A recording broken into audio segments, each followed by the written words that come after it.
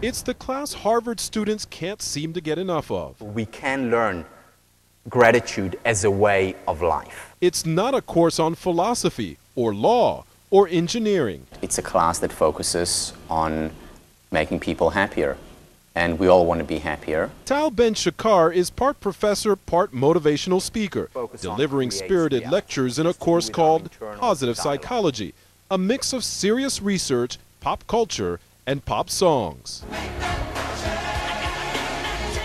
Every class starts with a tune. Today's theme, change. Do it. Just do it. You can't make a change in theory. We take our happiness for granted, and that's why it's so important that we study it. So I think it just works to help them to apply the class outside of the classroom. 856 students pack into this theater twice a week to learn and laugh. With so many pressures in life to achieve, better grades, better jobs, bigger raises, sometimes happiness gets lost in the rat race. What is actually important for sustained happiness is the internal, our perception of the world. For instance, how do we look at failure? Do we see it as a stumbling block, or do we see it as a stepping stone? Sam Siner and Tiffany Niver are exploring those very questions. It's telling us that it's not a bad thing to try to do what makes us happy, because ultimately it will benefit ourselves and it will benefit everyone around us. Students are encouraged to keep a gratitude journal to chronicle the positive things in their lives. You come out of this class, I think, with a little bit more idea of how you can apply it every day. Whereas when I'm learning intermediate macroeconomic theory, I don't see directly at this point in my life how I can apply that every day. Some call it self-help. Others call it life-changing. Harvard grad Liz Peterson was headed for a career in law until the class opened her eyes with 3 simple questions. What do you find meaning in? What are you good at? And what do you find pleasure in? The answers sent her in a different direction. Psychology and trying to help people be happier about their lives. Perhaps a sign of the times that students have to be taught happiness in a classroom? I don't think college campuses as environments are less happy. I think it's because we can study something that makes us happy as well as has huge impacts. After all, where else can you find a course where something other than a good grade makes you really happy? Dan Lothian, CNN, Cambridge, Massachusetts. Well, joining us live now from our Boston studio is the lecturer of that course, Tal Ben-Shahar from Harvard University. Good morning, sir. How are you? Good morning. Good to be here. Good, thank you. We want to ask you, first of all, what were the 3 questions that you asked students to ask themselves when they're deciding what course in life they want to go through? Yeah, the 3 questions, and in this order, are what do you find meaning in, what do you find pleasure in, and what are you good at? What do you find meaning, what do you find pleasure, and what are you good at? Yes, in other words, what do you see as your purpose, what do you enjoy doing, and what are your strengths? Okay, as our viewers start to ponder that question, those 3 questions, I want to ask you, is it the sign of the times that we need to take a course in any facet of our life, any stage, on how to be happy or how to search for happiness? Yeah, I think it's more a sign of human nature than of time. I think this is something which is universal. It has existed in every time and place. The difference today is that positive psychology came onto the scene.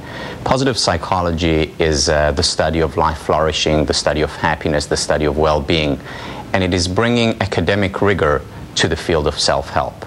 Oh, so you're saying that with all the advent of all these self-help gurus now, it's almost become a part that we have to study it, to look at it and see what exactly are they doing and whether or not they're on the right course? I think what's happening is that there is a lot of self-help out there. The problem with a lot of the self-help, surely not all of it, but a lot of it, is that it lacks the rigor that is necessary to make a real change in one's life. And what positive psychology does is bring that rigor, bring the empirical evidence to the field of life flourishing. Do you think that we're in a time in this part of our society with war, with some of the stresses and the strains, or one of our anchors just reported the rising cost of energy and how that's going to impact our lives and the economy, that we're so busy, we're so worried about things that maybe we need to all find a course on how to be happy? Yes, I think we're focusing way too much on the external. Surely the external matters, but what research shows is that ultimately what determines happiness is not our status or the state of our bank account. Rather, it's our state of mind. Well, the state of our bank account, in some regards, some people would argue, does affect our happiness. It does. It says that I can pay bills, I can do the things I've dreamed of. That leads to better happiness. But you might disagree. I disagree to an extent. Up to a certain point, the state of our bank account matters, but beyond paying our basic bills, beyond satisfying our very basic needs, it really doesn't lead to sustained, lasting happiness.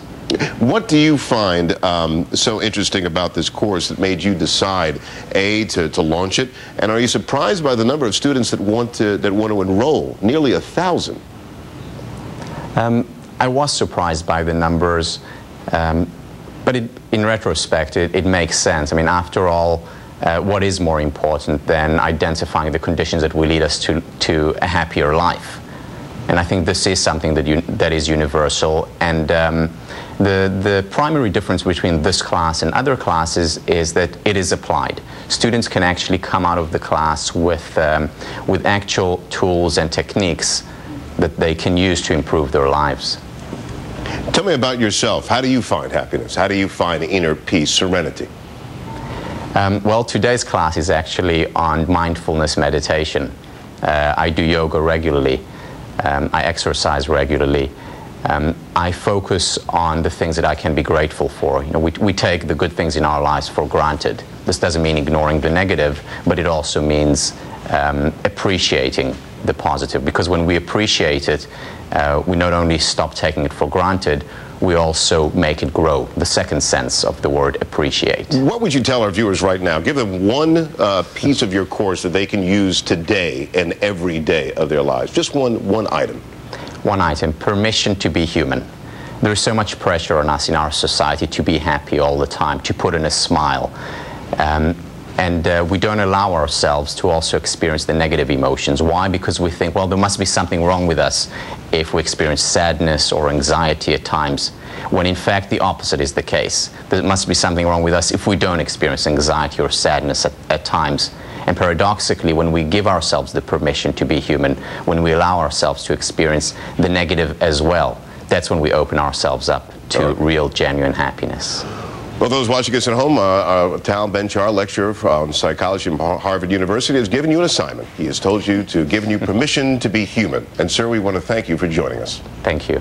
All right, there you go. He's given you all an assignment for today. Permission to be human. To be human, to be real. To be real. So what do you find meaning in? That tells you what your purpose is. What are you good at? What do you find pleasure in? Tells you what you're good at. And what are you good at? Tells you what your strengths are. Well, that's exactly right. And, of course, answer those questions, and I think you may find an answer to be happy.